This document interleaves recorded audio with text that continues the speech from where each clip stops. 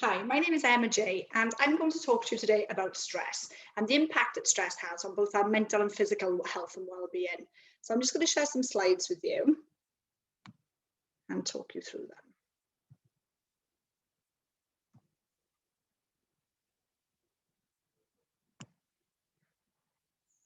them. Okay, so what is stress? And why is it so important to understand stress? I mean, stress can be put under a huge umbrella, can't it? And so many people nowadays don't feel that they're stressed because they don't feel the overwhelm or that brain fog or that emotional response to stress.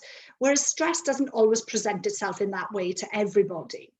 Today's society means that we're all under stress, whether we realize it or not, getting up in the morning to an alarm, pressing snooze lots of times, rushing around, taking the kids to school, juggling a career, a family life, and trying to look after yourself. It's all stressful in itself without the unpredictable stresses of life hitting us off our feet every now and again. So family illness, accidents, trauma, all of these types of things, which can happen at any time and are completely out of our control.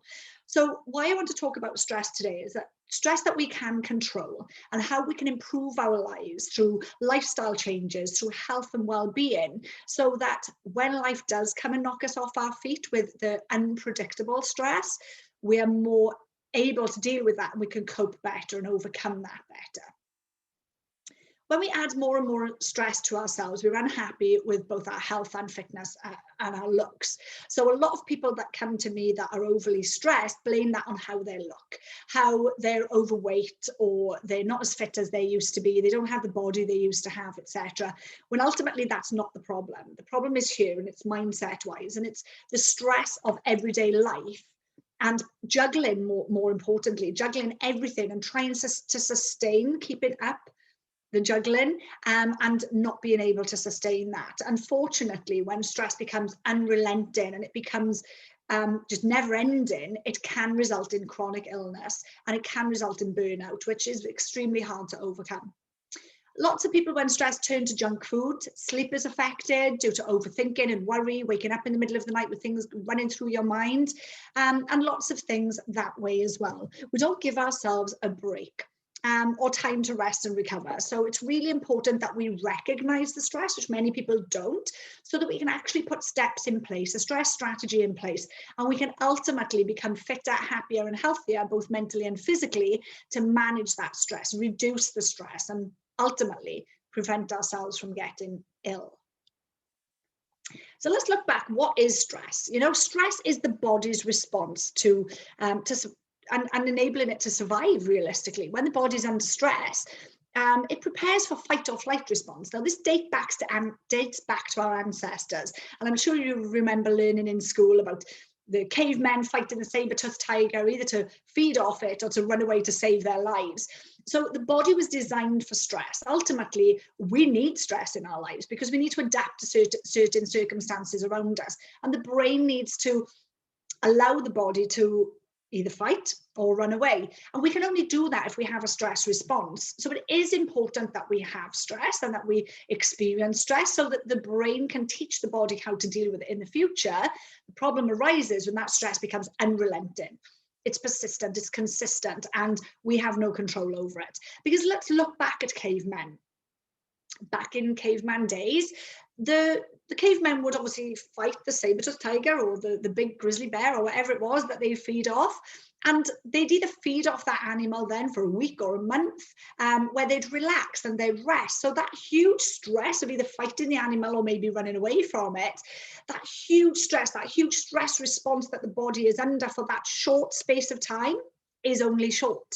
They then go back to their caves, they climb trees and hunt for berries and feed off their kill for maybe, like I said, a week or a month, where that stress doesn't recur every single day or several times a day. Whereas in nowadays, we are facing stress constantly. Okay, we're not fighting deadly animals to survive, thank goodness, but the stress that we're under every day is unrelenting. It is constant, it's persistent, and we can't move away from it. We're in a day and age where everybody is striving for the best career that they can get, or most people are. We have family commitments, financial commitments rather, you know, some people will have financial stresses, but we all have financial commitments. You know, we can't just sit back and have a week off to recover. So it's very different. However, the response that the body is under due to that stress is exactly the same as if we were fighting a big animal. Okay, so just think about if that was constant, if it was repeated over and over again, and we're not recovering from that, it can be very detrimental to both our mental and physical health. So when we're stressed, basically what happens is the brain sends signals to the adrenal glands to release the hormones adrenaline and cortisol. Now, adrenaline gives us that alert, that aware, that you know, high, on edge. Whereas cortisol will actually supply the energy to the body, one, to either fight or run away, and two, it enables us to refuel from this very energetic, stressful time. So that surge makes us feel alert and it gives us lots of energy. As I said, we don't actually have to fight these animals anymore, so we're very lucky there. But the everyday stresses of relationships, maybe lack of sleep, moving home, skipping meals, over-exercising, because diet and exercise are stresses on the body.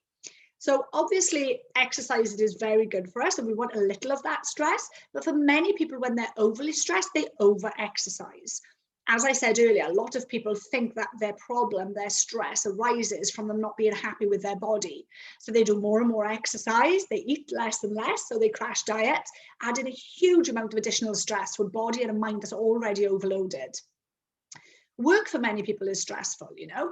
So many people nowadays, you know, crave and strive for that next promotion or the next business venture or, you know, the next success, instead of just going to work at 9, finishing at 5, coming home, sitting down, relaxing, going for a walk.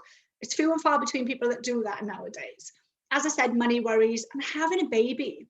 Believe it or not, some of the happiest times of our lives, going on holiday, moving home, having a baby, can actually be the most stressful too. So, you know, we're unaware or we don't plan or prepare for these things as we should. And all of these things affect us mentally and physically, and they also raise our blood sugar. So let's look at cortisol, the stress hormone cortisol. What is cortisol and what does it do? Our bodies need cortisol to deal with stress. As I said earlier, it's important that we are able to deal with stress.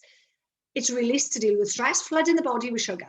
And in turn, then insulin is released to lower that blood sugar or maintain it at a good level by pushing that blood sugar into cells and storing it as fat. So let me explain a little bit about insulin. Insulin is a blood sugar regulating hormone. So what that does, if blood sugar goes too high, as I just said, it takes some and it stores it in the fat cells as fat. Now, unfortunately, there is no regulator on insulin, okay? So what will happen is it'll take a chunk and that may be too much. And I'm sure we've all experienced sometimes that sort of low sugar, that sort of that little dip mid-afternoon where we feel we need a sugary meal or a sugary drink to actually pick us back up. So that's probably where our blood sugar has dropped a little bit too low and we need to look for something to replace that. However, when we're looking at stress and we're looking at the cortisol and insulin effect together, when we're overly stressed, obviously the cortisol is flooding the body with sugar. That may be too much, so insulin is taking some of that and storing it. It could then possibly take too much and leave us within that dip.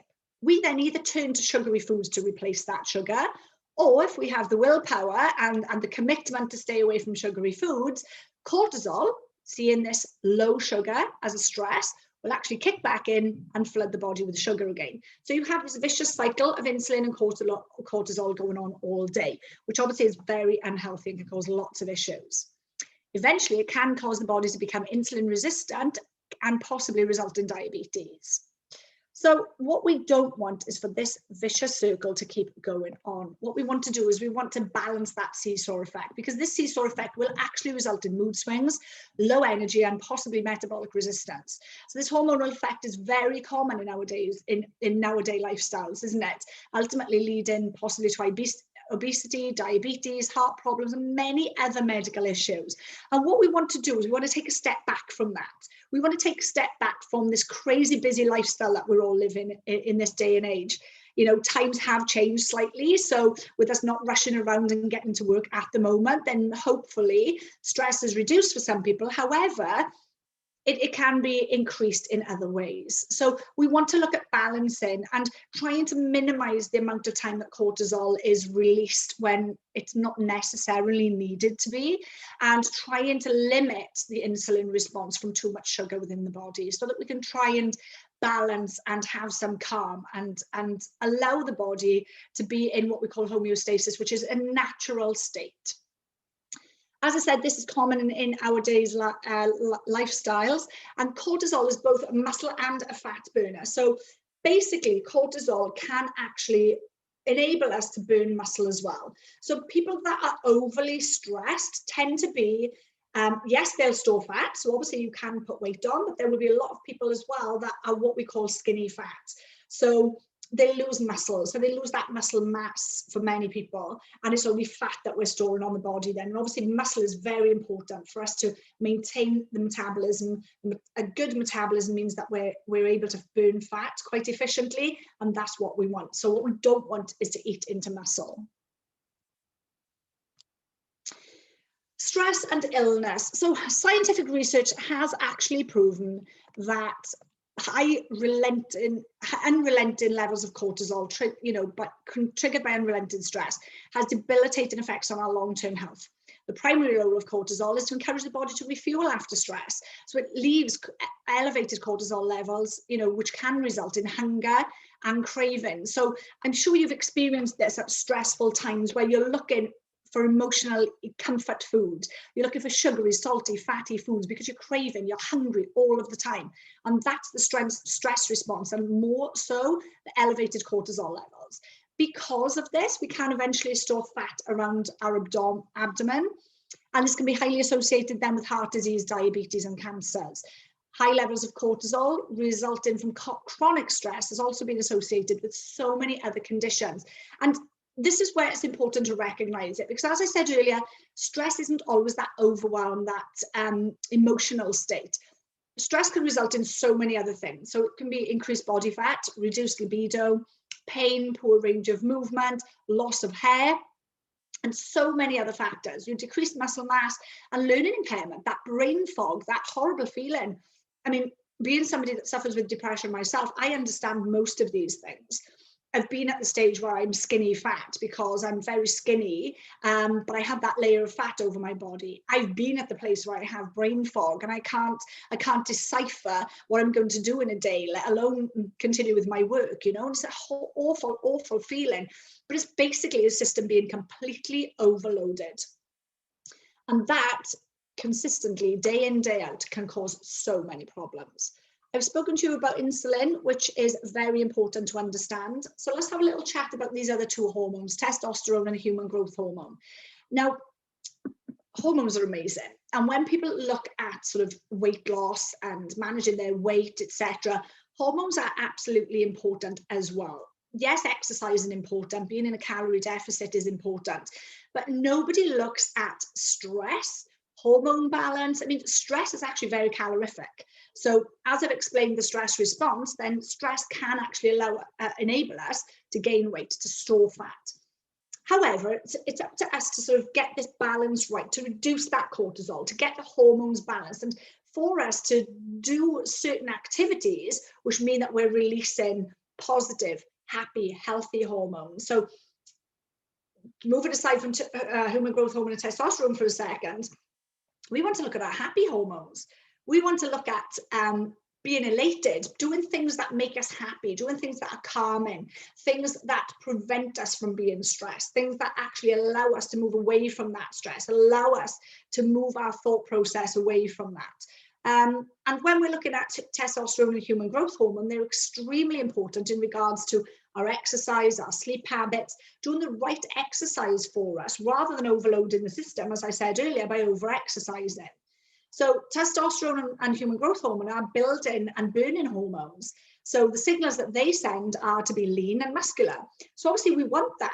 If you look at a marathon runner and a sprinter, they're very different body types. So when you're looking at a marathon runner, they're quite thin, they're quite emaciated looking, possibly skinny fat, as I said, where they're very skinny, but they have loose skin.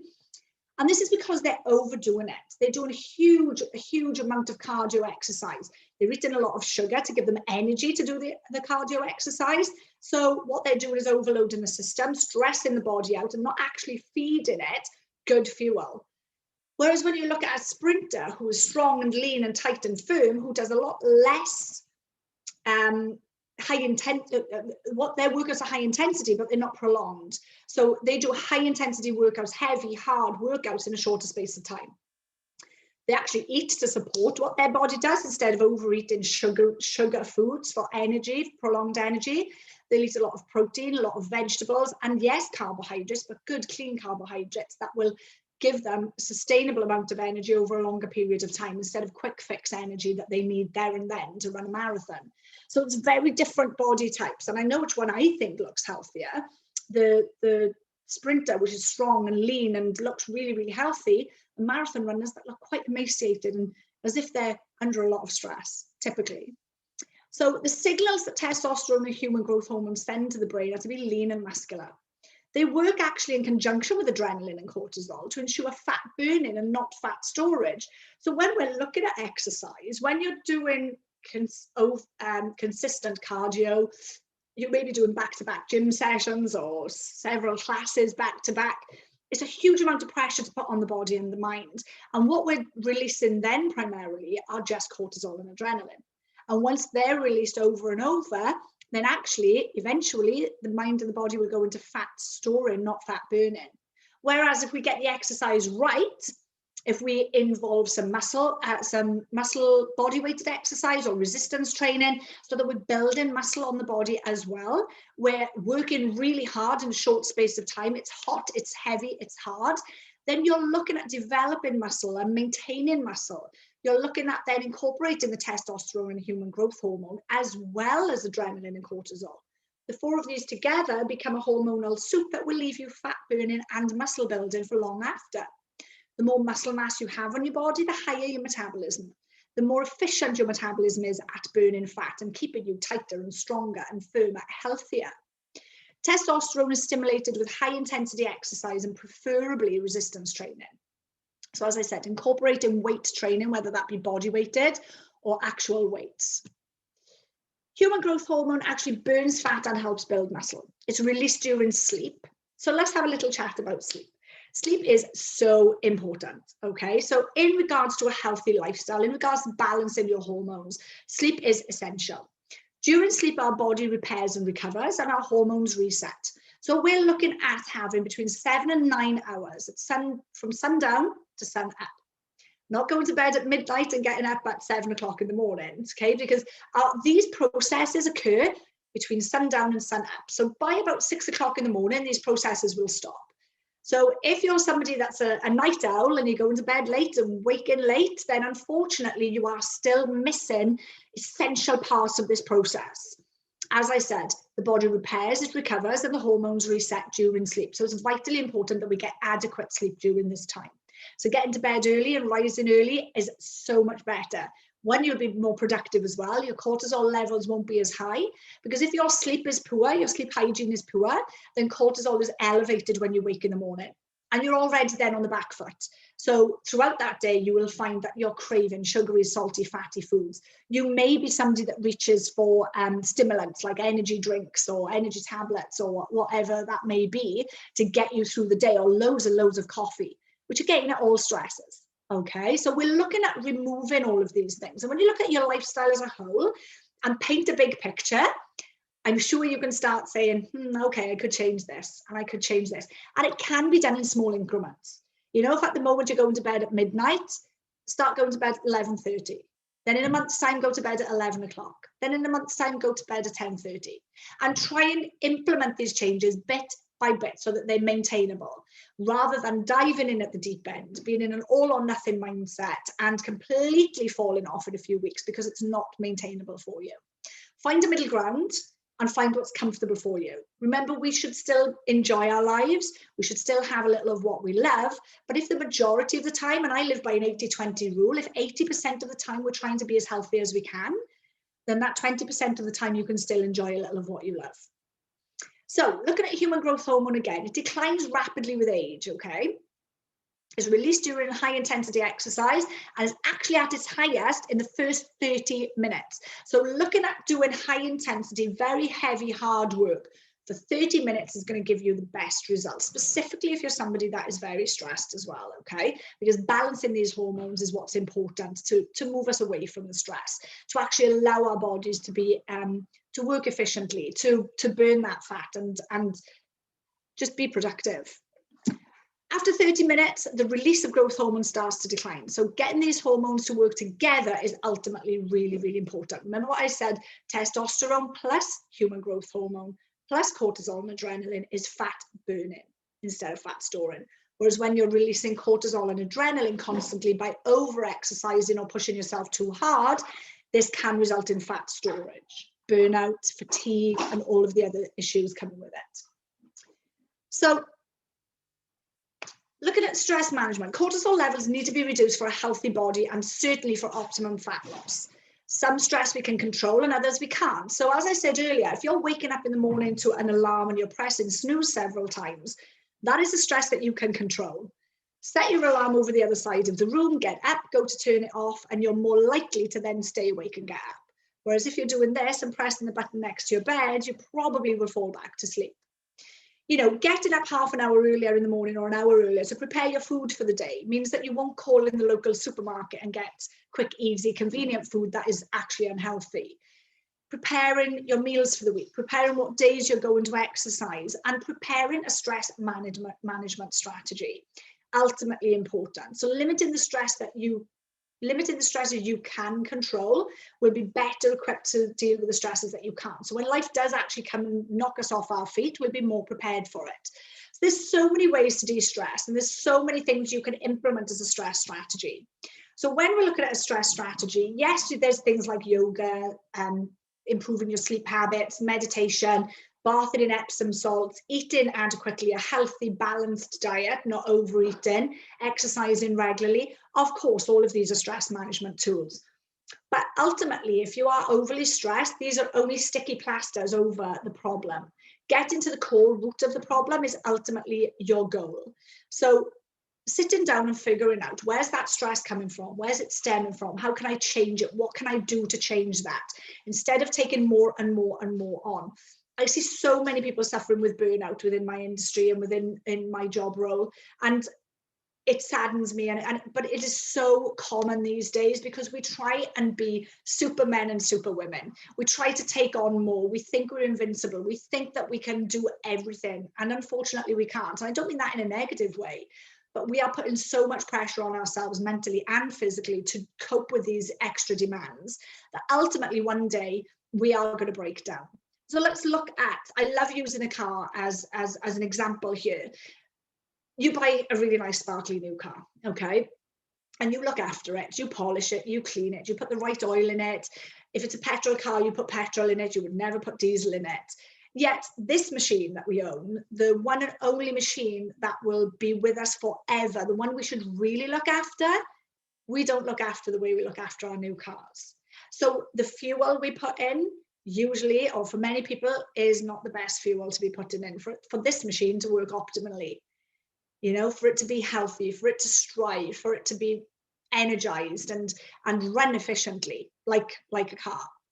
We also then, I mean, you do wash, so I show you wash and look after your looks, but internally, what's going on here? What's going on with the mind? So this engine, the mind we'll call the engine of the car.